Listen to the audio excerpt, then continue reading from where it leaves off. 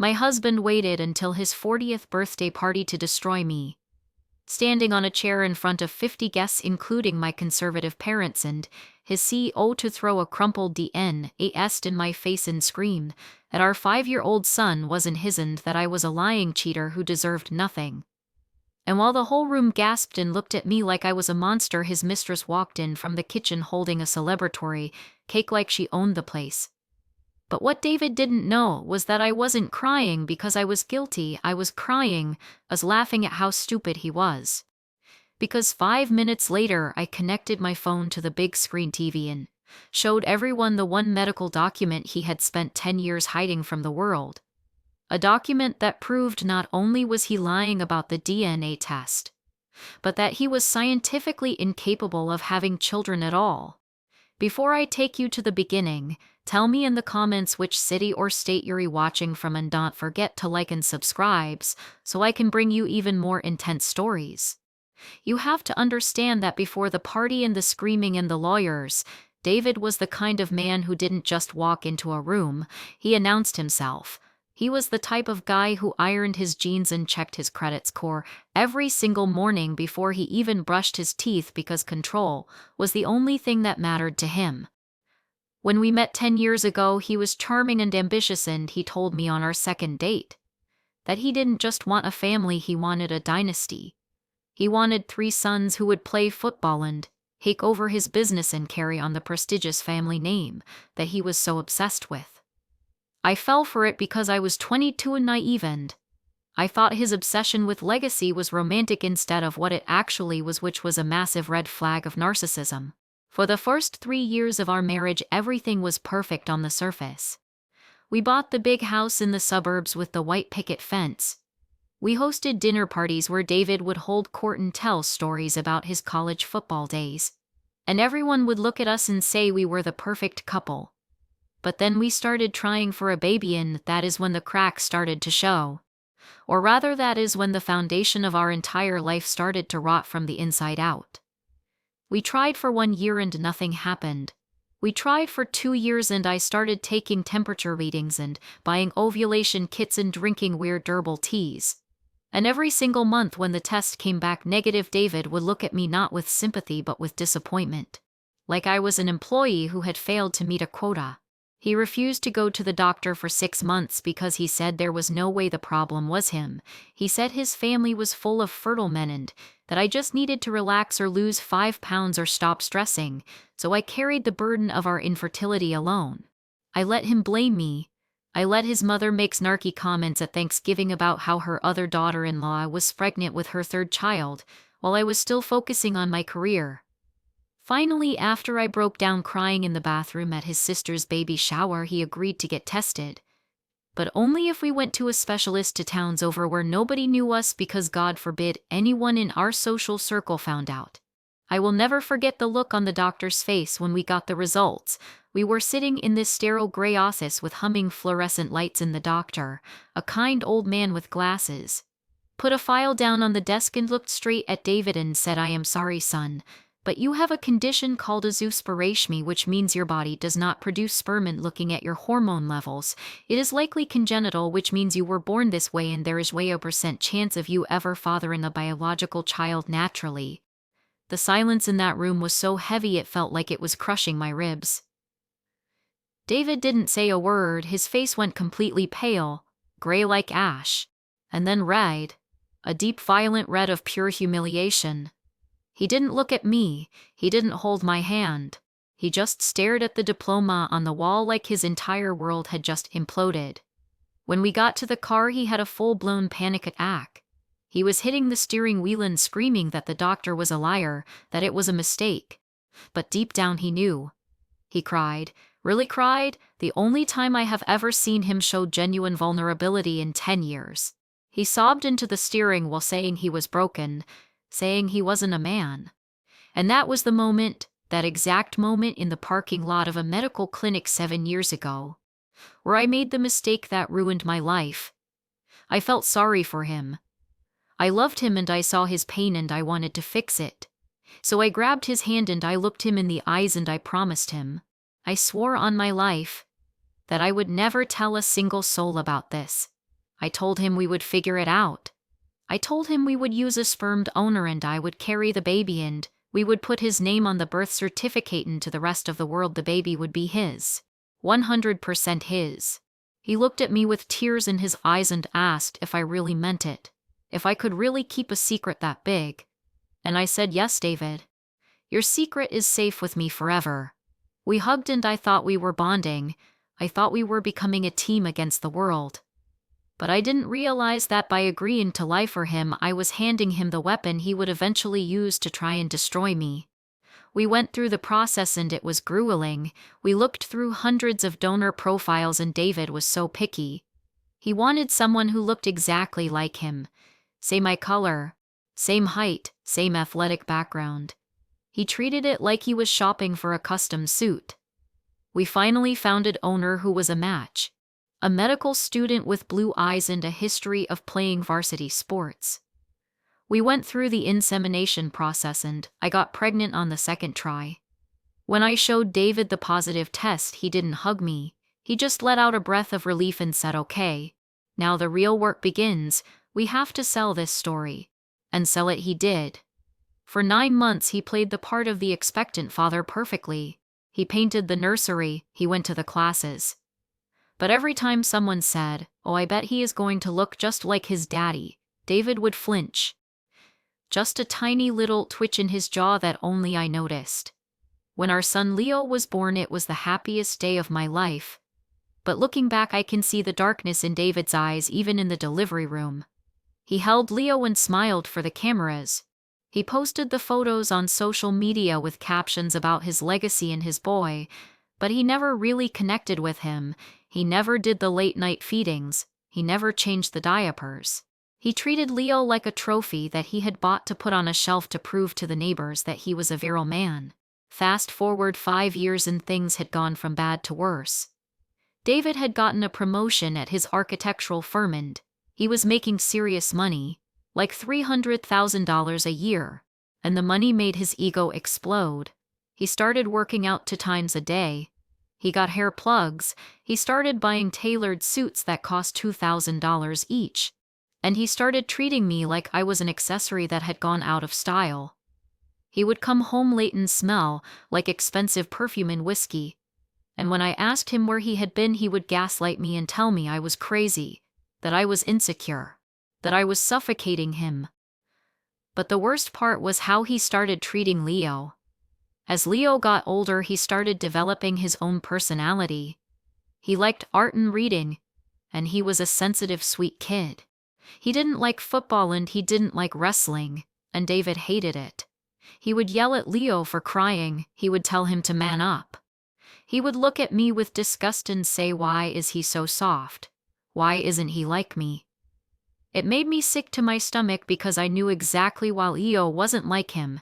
Leo wasn't like him because Leo was the son of a kind, intelligent medical student.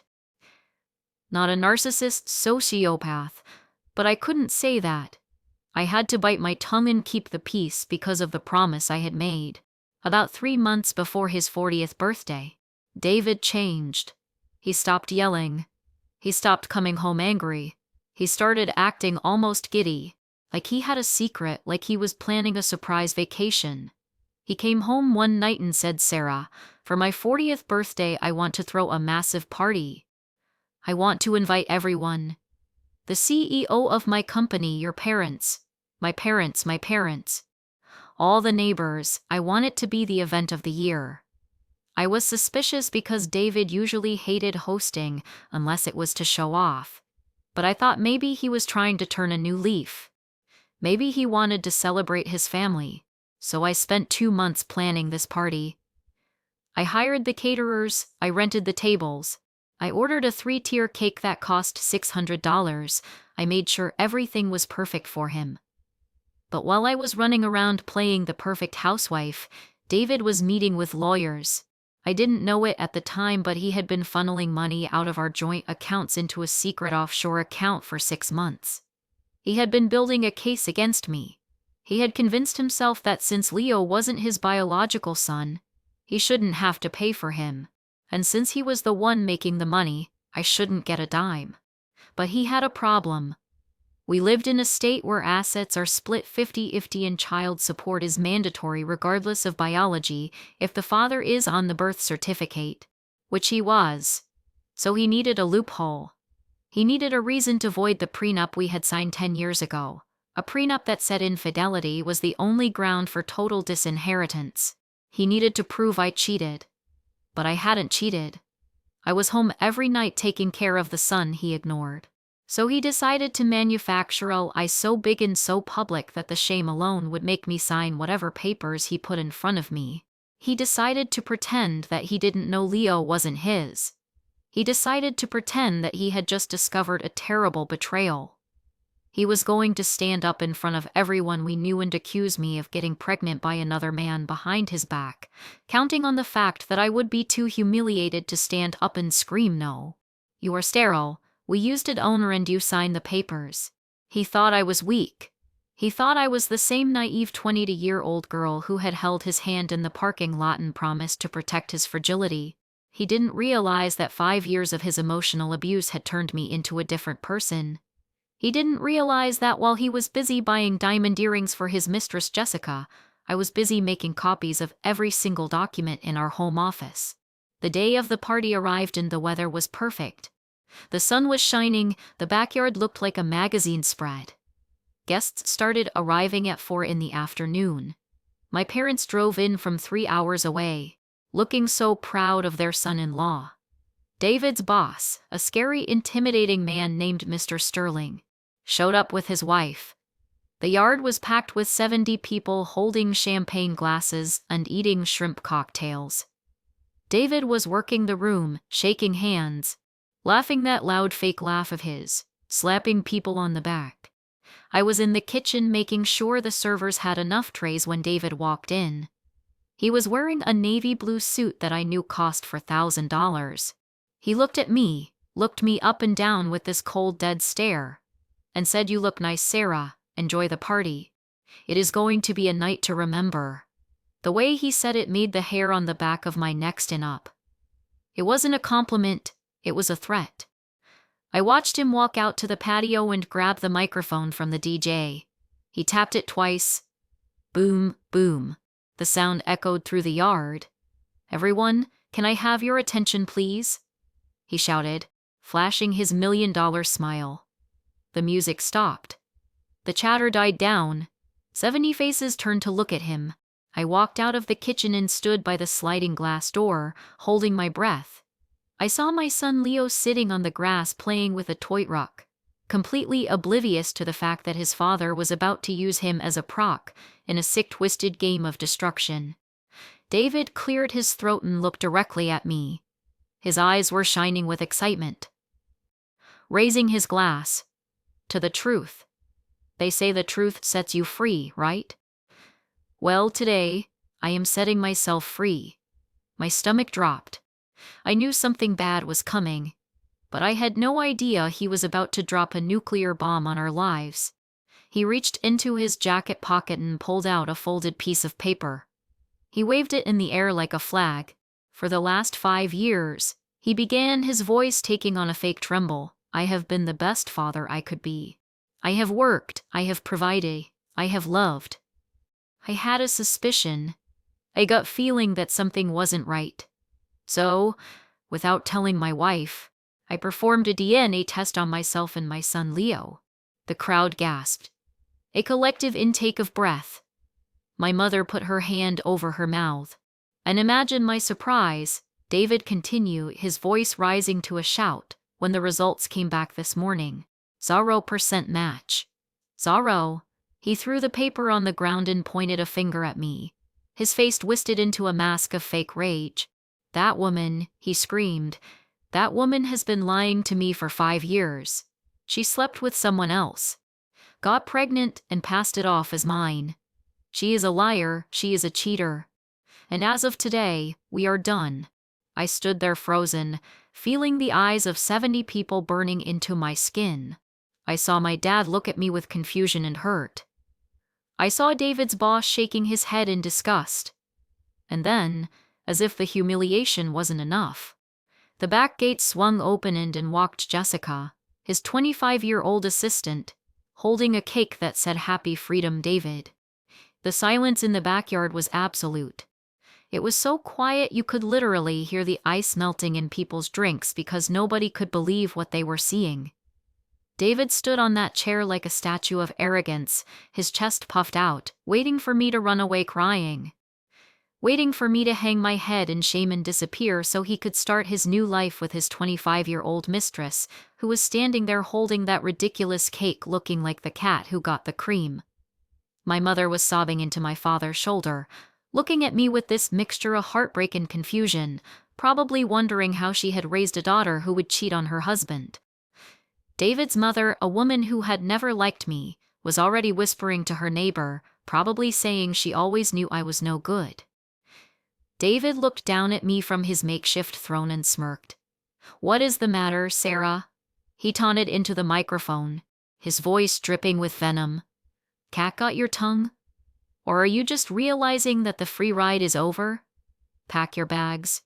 You and your illegitimate son have 1 hour to vacate my property." My property. Not our property, his property. That was the phrase that snapped me back to reality. I took a deep breath. I didn't scream. I simply walked over to the patio table where the remote for the 65-inch outdoor television was sitting. David laughed. "Look, everyone," he mocked. "She is going to try to put on a slideshow to win me back. It is too late, honey. The DNA does not lie." "You are right, David," I said, speaking clearly so everyone could hear me, even without a microphone. "Science does not lie. And neither do I." I tapped the screen mirroring button on my phone. The giant TV screen flickered from a slideshow of David's filtered selfies to the home screen of my phone. "What is she doing?" Jessica asked, her high-pitched voice cutting through the tension. "David, make her leave. Let her embarrass herself," David said, crossing his arms. "Go ahead, Sarah. Show us your excuses." I opened the first file. It was a high-resolution scan of a medical document dated 7 years ago. The header read clearly Center for Male Reproductive Health. I zoomed in on the diagnosis section. The words were massive on the screen, 3 feet tall, glowing in the afternoon sun. Diagnosis: congenital azoospermia. Sperm count 0. Mobility 0. Notes: patient is sterile from birth. Natural conception is impossible. The crowd stared at the screen. I saw people squinting, reading, and then their heads snapping towards David. "What is that?" David's boss, Mr. Sterling, asked, stepping closer to the screen. "What is that?" He looked like he had been punched in the gut. "That is fake," David stammered, jumping down from the chair. "She forged it. It is a lie. Turn it off." He lunged for the remote. But my cousin Mike, who works construction and is 6 feet 4 inches tall, stepped in front of him and crossed his massive arms. "Let her finish, Dave," Mike said. "You wanted the truth, right? It is Photoshop." David screamed, looking around wildly. "She made it up on her computer." "I didn't think you would say that," I said calmly, so I brought back up. I swiped to the next image. It was a legal contract. Donor consent form. Agreement for use of anonymous donor sperm. And right there, at the bottom of the page, in blue ink, was David's signature. His distinct, flamboyant signature that he put on every check and every contract. "Is that Photoshop too, David?" I asked. "Because that looks exactly like the signature on the birthday card you gave yourself." The murmurs in the crowd turned into loud gasps. My father pushed past my mother and walked right up to the screen, staring at the signature. He turned to David, his face purple with rage. "You knew?" My dad roared. "You knew Leo wasn't yours biologically, and you stood here and called my daughter a whore in front of her entire family." David was sweating now, buckets of sweat pouring down his forehead. He was pulling at his collar like he was suffocating. "Bob, listen, you don't understand. She forced me to sign that. She manipulated me." "I manipulated you?" I laughed, a cold, hard laugh. I manipulated you into being sterile since birth. How does that work, David? I swiped to the next image. This one was a bank statement from our joint account, dated 5 years ago. Payment to Sunshine Fertility Clinic $15,000. Payment to donor agency $4,000. You paid for it, David, I said. You bought the donor's sperm. You picked him out of a catalog. You specifically chose an owner with blue eyes and an athletic build, so you could lie to your friends and pretend Leo was yours. You built this entire lie to protect your fragile ego, and I helped you.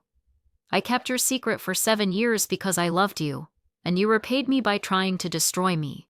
I turned to Jessica, the mistress who was standing there holding the cake, looking completely confused and horrified.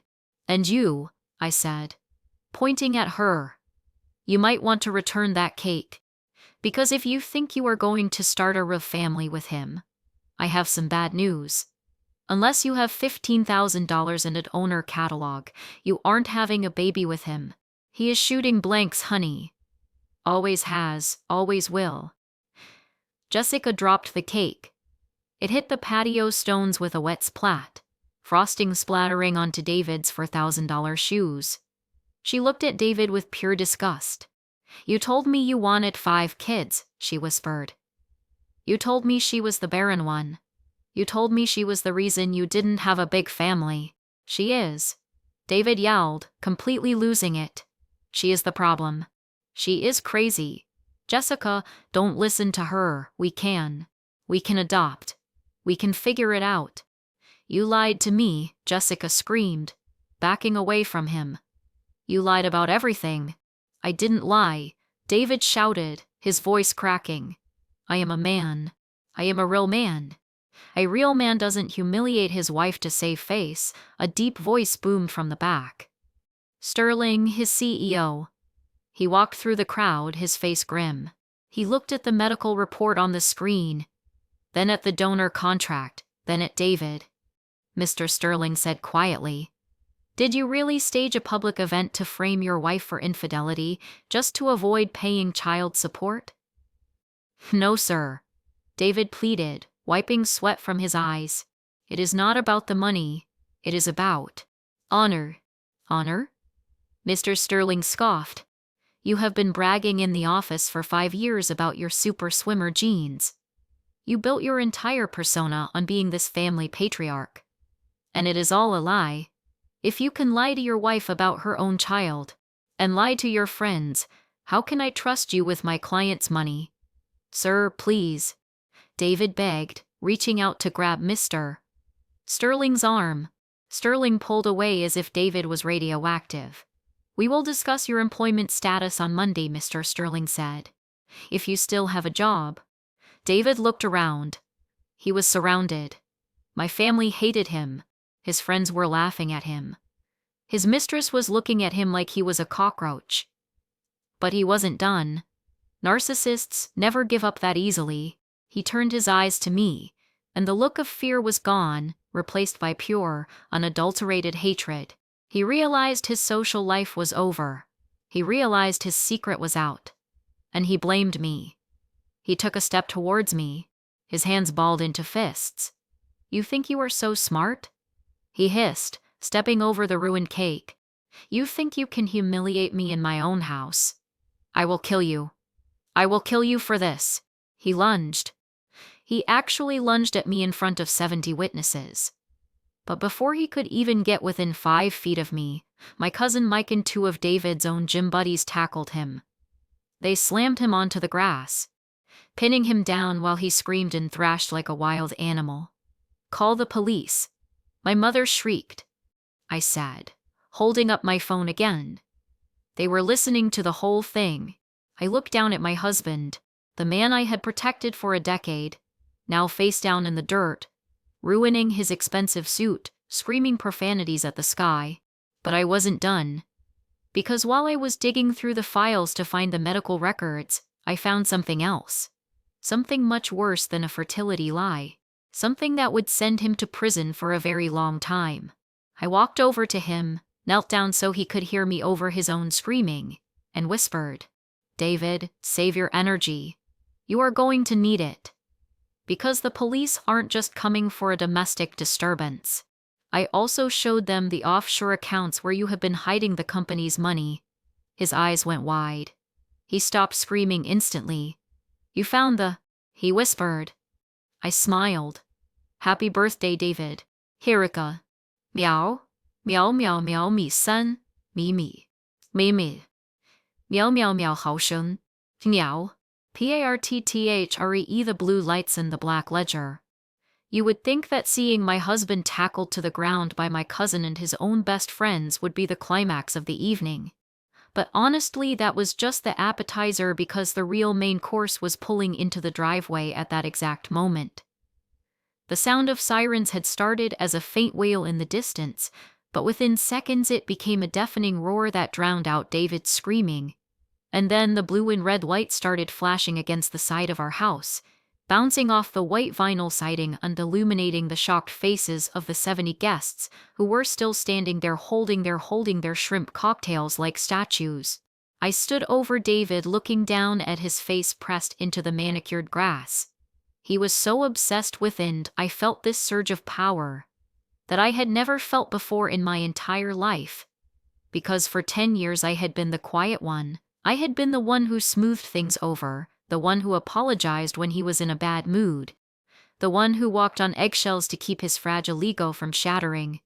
But now I was the one holding the hammer and he was the glass. The police cruisers screeched to a halt in front of the house, tires smoking. And four officers jumped out with their hands on their holsters. Because when you call 911 and tell them there is a violent domestic disturbance involving a man threatening to kill his wife, they do not exactly take their time getting there. They ran into the backyard shouting commands. Police, everybody back, stay where you are. And my cousin Mike raised his hand slowly and stepped off of David, saying he attacked her. He tried to strangle her. We just held him down. David scrambled to his knees.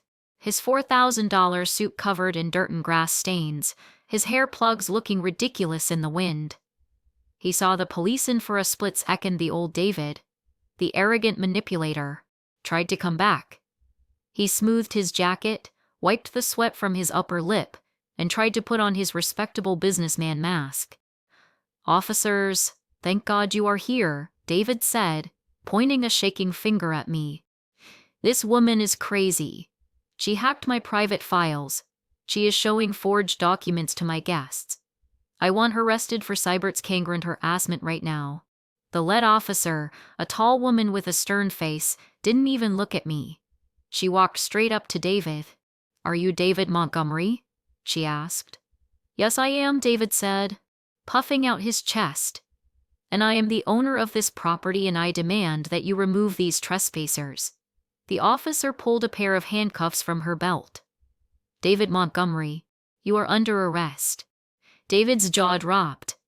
For what? For yelling at my wife? That is not a crime. It is a disagreement. We have a warrant, Mr. Montgomery. The officer said, grabbing his wrist and spinning him around. But not just for the domestic incident. We received a digital evidence package regarding forensic accounting fraud. Wire fraud and embezzlement of corporate funds amounting to over $2 million. David froze. He stopped struggling. He looked at me, his eyes wide with genuine error. You sent them the ledger? He whispered. I told you, David, I said, stepping closer so I could look him in the eye one last time before they put him in the car. I found everything. I didn't just find the medical records. I found the hidden folder on your laptop labeled Project Escape. I found the transfers to the Cayman Islands. I found the fake invoices you were billing to your own company for consulting services that never happened. I sent it all to the FBI's Cybercrimes Division and your company's legal department 3 hours ago. The crowd behind us erupted.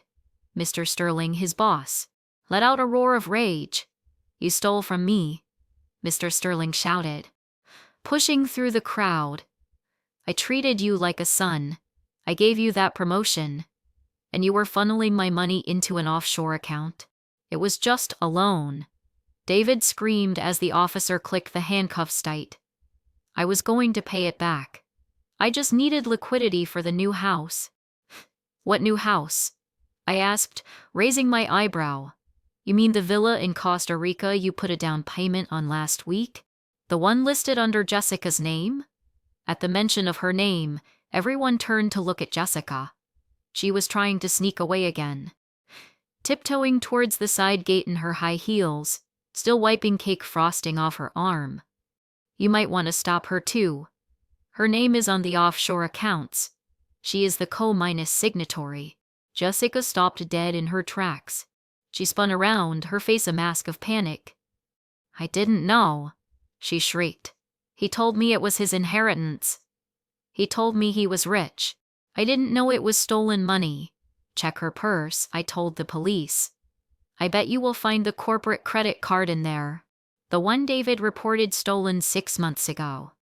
One of the other officers walked over to Jessica and asked for her bag. She tried to pull it away, screaming that this was a violation of her rights, but the officer took it. He opened it up and pulled out a black American Express card. Mr. Sterling, the officer called out. Does this card belong to your firm? Mr. Sterling squinted at it. That is the executive expense card. We thought it was lost. David told us he shredded it. I didn't use it. Jessica sobbed. I only bought a few dresses, and the earrings, and the flight tickets. That sounds like using it to me, the officer said, taking Jessica's arm. Ma'am, you are coming with us for questioning regarding receiving stolen property and accessory to fraud. Watching Jessica getting handcuffed next to David was a level of poetic justice I hadn't even dared to dream of. They were both screaming at each other now. You told me you were a genius. Jessica yelled at David. You told me you had a foolproof plan. You spent all the money. David yelled back. You and your stupid demands. I did this for you. Enough. The lead officer shouted, shoving David towards the cruiser. But David dug his heels into the grass. He wasn't done. He looked at his mother, my mother-in-law, who was standing by the punch bowl looking like she was having a heart attack. Mom, David screamed. Mom, do something. Tell them Sarah is lying. Tell them about the baby. His mother. A woman who had criticized my cooking, my cleaning, and my parenting for 5 years. A woman who had told me to my face that I wasn't good enough for her son. Walked forward slowly. She looked at David, handcuffed, sweaty, and pathetic. Then she looked at the screen where the medical report saying sterile since birth was still glowing. She looked at me, for the first time in 10 years. Her eyes weren't filled with judgment. They were filled with shame. David, she said, her voice shaking. You told me Sarah was the one who couldn't have children. You told me she was broken. She is. Even now, even when the proof was right there. That document is fake. I was there, David. His mother whispered. I was there when you had the surgery when you were 8 years old. The doctors told us there might be complications. But you told me. You told me it healed. You lied to me too. David's face crumpled. The last person on earth who believed in his perfection had just turned on him. Mom, please, he whimpered. I need a lawyer. Call the family lawyer. The family lawyer represents the family, his mother said, turning her back on him. And you have disgraced this family. The officers shoved him into the back of the car. He tried to duck his head to hide from the neighbors, who were all filming on their phones, but it was too late. He was viral. He was over. As the car door slammed shut, cutting off his screaming, a silence fell over the backyard. It wasn't the awkward silence of before. It was the silence of a storm passing. I looked around at the wreckage of the party. The overturned cake, the spilled wine, the shocked faces of 70 people who had come here expecting to see me destroyed, but instead had watched the complete dismantling of a narcissist. Mr. Sterling walked up to me. He looked tired. He looked told. Sarah, he said quietly, I am so sorry. I had no idea. The company. We will cooperate fully with the investigation. And regarding the money he stole, We will try to recover it from him, not you. I know you didn't know. Thank you, Mr. Sterling, I said. But there is one more thing. The house. The house? David put the house up as collateral for a business loan from your firm last year, I said. I found the papers. He forged my signature on the deed transfer. Which means technically, the company owns this house now. Mr. Sterling nodded slowly. Well, given the circumstances, we can give you time to move out. Oh, I do not need time, I said, smiling for the first time that day. A real smile. Because I also found the insurance policy he took out on the business partnership. The one that pays out in the event of criminal malfeasance by an executive partner. You are going to get a very large check, Mr. Sterling. And since my signature was forged, my lawyer tells me I am entitled to 50% of the equity recovery as a whistleblower reward. Mr. Sterling looked at me with newfound respect. You really did find everything, didn't you? I had a lot of sleepless nights, I said. I used them well. I walked over to where my son Leo was sitting on the grass. My dad was crouched next to him, trying to explain in a gentle grandfather voice that Daddy had to go away for a grown-up timeout because he had been a very bad boy. Leo looked up at me with his big innocent eyes, holding his toy ruck like a shield. Mommy, is the party over? He asked. I picked him up and hugged him tighter than I ever had in my life. He felt heavy, solid. He was mine. He was 100% mine. And no piece of paper or screaming man could ever change that. Yes, baby, I said, kissing his forehead which smelled like sunshine and grass. The party is over. But our life is just starting. I looked at the gate where the police cars were driving away, the sirens fading into the distance, taking my husband, his mistress, and 10 years of lies with them. I took a deep breath of the fresh air. It smelled like rain and freedom.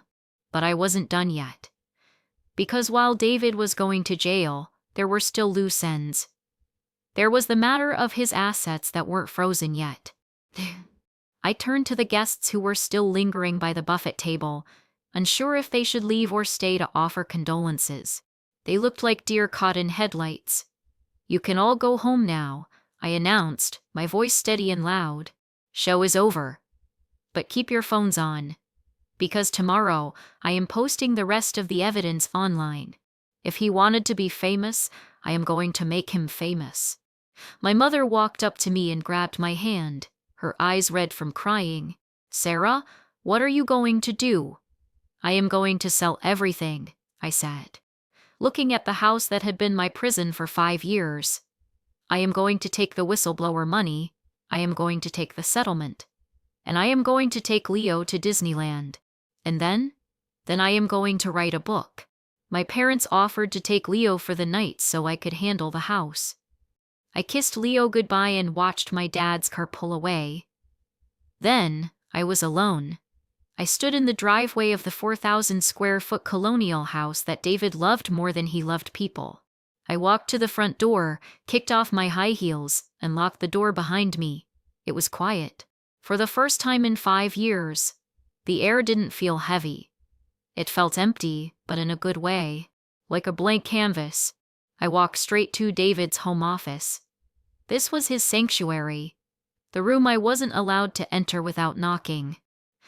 The room where he kept his humidors, his awards, his ego. I pushed the door open. It smelled like mahogany and expensive leather. I looked at his desk. It was perfectly organized, not a pen out of place. It made me sick. I picked up a baseball bat from the corner, the one he kept there for protection against imaginary intruders. It felt good in my hands. Heavy. I walked over to the glass display case where he kept his prized vintage Scotch collection. Bottles that cost $2,000 each. Bottles he would touch with white gloves but never drink. I swung.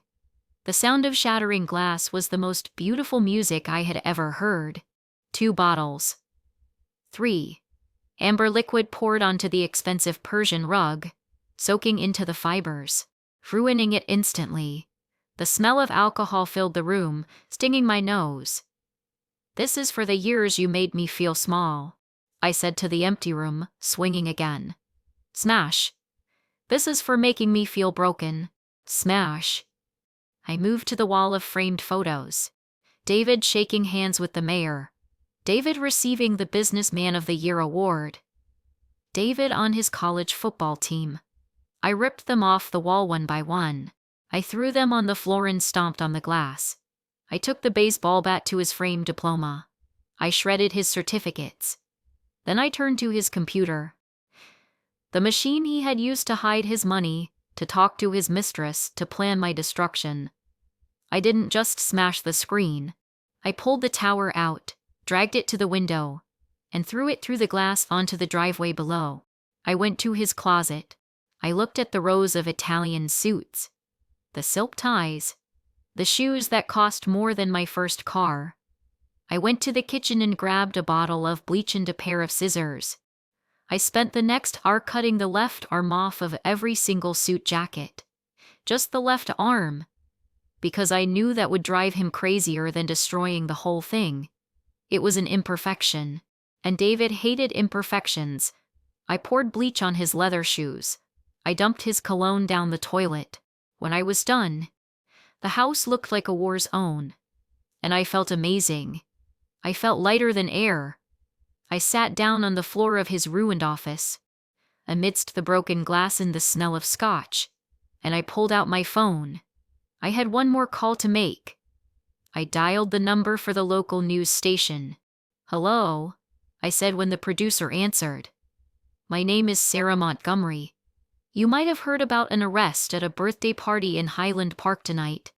Well, I am the wife, and I have an exclusive interview for you. But you have to bring a camera crew right now. I want you to see the house." The producer agreed instantly. I hung up and looked at the safe in the corner of the room, the one David thought was impenetrable. I pulled the key from my bra. I opened it. Inside, there wasn't just cash. There were journals. Leather-bound journals where David kept detailed notes about everyone he knew. His boss, his friends, even his mother. He had written down their secrets, their weaknesses, things he could use as leverage. "Blackmail," I whispered, flipping through the pages. He was blackmailing everyone. This was the final nail in the coffin. With these journals, he wouldn't just go to jail for fraud. He would be buried under lawsuits from half the town. I heard a car pull up outside. I looked out the broken window. It was the news van. I stood up, dusted the glass off my dress, and checked my reflection in the mirror. My hair was messy. "David?" I said to the empty house. The interview lasted 2 hours. I showed them everything. I showed them the medical records on the screen in the backyard. I walked them through the ruined office. I read excerpts from the journals carefully, without naming names yet. By the time the sun came up, the story was everywhere. The sterile swindler, they were calling him. The DNA deception. He was trending on social media. People were making memes of his face when he saw the medical report. At 8 in the morning, my phone rang. It was a collect call from the county jail. I stared at the screen. "Sarah?" Dogad's voice sounded small, broken, hoarse from screaming. "Hello, David," I said, sipping my coffee. "Please," he begged. "You have to bail me out. It is a mistake. I can fix this." She tricked me. She made me spend the money. I laughed, a genuine belly laugh. "David, you are on speakerphone," I said. "And I am recording this for your lawyer. And for Jessica's lawyer. Because I am pretty sure she is in the cell next to you saying you tricked her." "Sarah, I am your husband," he shouted. "I owed you loyalty," I said. "And I gave it to you for 10 years. But you broke the contract. David. You voided the warranty. I will ruin you," he threatened, his voice turning into that familiar growl. "I have friends. I have connections." "No." I gave them to the police. "And to Mr. Sterling. Nobody is coming to save you. You are radioactive." There was a long silence on the other end of the line. "Sarah," he whispered, What are you going to do? Me? I looked around the kitchen, which was bathed in beautiful morning sunlight. I am going to Disneyland with my son. And you? You are going to enjoy the state penitentiary. I hear the food is terrible. But do not worry. I am sure you will make friends. Just do not tell them about your condition. They might not be as understanding as I was. I hung up. I blocked the number. Then I called the locksmith. I need the locks changed, I said. And I need a realtor. I have a house to sell. The day of the trial was the first time I saw David since I watched the police shove him into the cruiser at his birthday party 3 months ago. And honestly, I barely recognized the man sitting at the defense table, wearing an orange jumpsuit that was 2 sizes too big for him. He looked up at me and for a second I saw a flash of that old rage. But it was quickly extinguished by the sheer weight of the reality he was facing. The courtroom was packed. My parents were there sitting in the front row holding hands. Mr. Sterling was there representing the company, looking grim and ready to testify about the millions David had embezzled. Even some of our old neighbors had shown up, treating it like the season finale of their favorite reality show. But the most satisfying person in the room was Jessica, who had taken a plea deal in exchange for testifying against David. She sat on the witness stand looking terrified, her fake tan faded, her designer clothes replaced by a modest gray cardigan, ready to hammer the final nail into David's coffin. The trial was brutal but short because the evidence was overwhelming. My lawyer, a shark of a woman named Rebecca who I had hired with the first installment of my whistleblower reward, laid it all out. She showed the jury the medical records proving David was sterile. She showed the donor contract. She showed the bank transfers to the Cayman Islands. But the highlight was when she read from David's journals, the ones I had found in the safe. She read entries where David mocked his boss, called his friends idiots, and detailed exactly how he planned to leave me destitute after framing me for cheating. When Jessica took the stand, she didn't hold back. She told the jury everything. He told me he was a billionaire. Jessica sobbed into the microphone. He told me Sarah was crazy. He told me he invented the software code used by the company. He promised me a villa in Costa Rica. I didn't know the money was stolen. I thought it was his bonuses. David's lawyer tried to object, but it was useless. Listening to his mistress describe him as a pathetic liar who had to buy affection because he couldn't turn it. Then it was my turn. I didn't cry. I didn't scream. I stood up and looked directly at the jury. For 10 years, I told them, I protected this man's secrets. I protected his ego. I let him treat me like an accessory because I thought he was broken and needed love. But he wasn't broken. He was evil. He tried to take my son away from me. He tried to take my dignity. And he did it all while smiling to my face. I looked at David. He wanted a legacy, I said. Well, this is his legacy, a prison number. The jury deliberated for less than 2 hours. It was a landslide. Guilty on all counts. Wire fraud, embezzlement, identity theft, filing false police reports. When the judge read the sentence, the room went silent. Mr. Montgomery, the judge said, peering over his glasses. In my 20 years on the bench, I have rarely seen a case of such calculated malice. You not only stole from your employer, but you attempted to destroy your wife's reputation to cover your own tracks. You are a danger to society. The gavel came down with a sound like a gunshot. I sentence you to 15 years in federal prison with no possibility of parole for at least 12 years. You are also ordered to pay restitution in the amount of $3 million. David didn't scream this time. He just slumped forward, hitting his forehead on the table. He looked small. He looked finished. As the bailiffs came to take him away, he turned to look at me one last time. "Sarah?" he mouthed. "I am sorry." I didn't mouth anything back. I just checked my watch. I had a flight to catch. The aftermath was better than I could have imagined.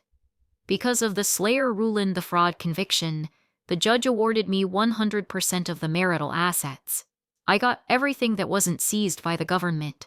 I sold the house in the suburbs for $1.5 million to a nice family who had no idea about the drama that had happened in the backyard. I sold David's car. I sold his watch collection. I sold the vintage Scotch bottles that I hadn't smashed. And then there was the check from Mr. Sterling. The company's insurance policy for executive fraud paid out. And true to his word, Mr. Sterling gave me a substantial reward for exposing the theft and handing over the journals, which helped them recover some of the offshore funds. When I opened the envelope and saw a check for $750,000, I cried. I took Leo out of that toxic private school David insisted on. I enrolled him in a great art program where he is flourishing. He doesn't ask about his dad much anymore. He knows Daddy made bad choices and is in a timeout. They know who really loves them. 2 weeks after the sentencing, Leo and I were standing on Main Street in Disneyland. The sun was shining, the music was playing, and Leo was wearing a pair of Mickey Mouse ears, eating a churro the size of his arm. His face covered in sugar, and smiled the biggest, most genuine smile I had ever seen. "This is the best day ever," he said. "Baby. And guess what? We can come back whenever we want." I pulled out my phone to take a picture of us in front of the castle. As I framed the shot, a notification popped up. It was a news alert. Disgraced executive David Montgomery denied bail appeal. Will begin sentence immediately. I swiped the notification away without even opening it. I snapped the photo of me and my son. We looked happy. We looked light. I posted the photo to my social media. The caption was simple. The dynasty he wanted was a lie. The family I built is the truth. Cheers to new beginnings. I turned my phone off and put it in my bag. I didn't care about the likes. I didn't care about the comments. I didn't care about David rotting in a cell wondering where it all went wrong. I grabbed Leo's hand. "Come on," I said. "Let's go ride Space Mountain." So, that is my story. I went from being a silenced, gaslit wife protecting a sterile man's ego to a millionaire single mom who took down a narcissist with nothing but a projector and a stack of receipts. If you feel like you are walking on eggshells, trust your gut. Check the bank accounts. And never, ever let anyone tell you that you are crazy. Because the truth doesn't just set you free. Sometimes, it pays for a first-class ticket to paradise. Thank you for watching. If you enjoyed seeing a narcissist get exactly what he deserved, hit that like button and subscribe to the channel. I have a feeling this isn't the last time I will have to fight for what is mine, and I want you there with me. Until next time, stay sharp, stay strong, and keep your receipts.